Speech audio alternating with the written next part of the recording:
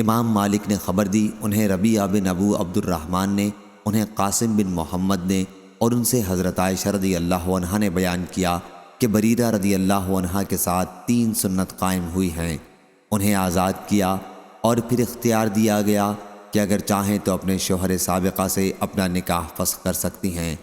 اور رسول کریم صلی اللہ علیہ وسلم نے حضرت بریرہ رضی اللہ عنہا کے بارے میں فرمایا کہ ولائی آزاد کرانے والے کے ساتھ قائم ہوئی ہے۔ اور حضور اکرم صلی اللہ علیہ وسلم گھر میں داخل ہوئے تو ایک ہانڈی گوشت کی چولہے پر تھی۔ پھر آن حضرت صلی اللہ علیہ وسلم کے لیے روٹی اور گھر کا سالن لایا گیا۔ آپ صلی اللہ علیہ وسلم نے فرمایا، چولہے پر ہانڈی گوشت کی بھی تو میں نے دیکھی تھی۔ عرض کیا گیا کہ وہ ہانڈی اس گوشت کی تھی جو بریرہ رضی اللہ عنہا کو صدقے میں ملا تھا، اور آپ صلی اللہ علیہ وسلم صدقہ نہیں کھاتے۔ حضور اکرم صلی اللہ علیہ وسلم نے فرمایا، وہ اس کے لیے صدقہ ہے اور اب ہمارے لیے ان کی طرف سے تحفہ ہے۔ صحیح بخاری حدیث نمبر 5097۔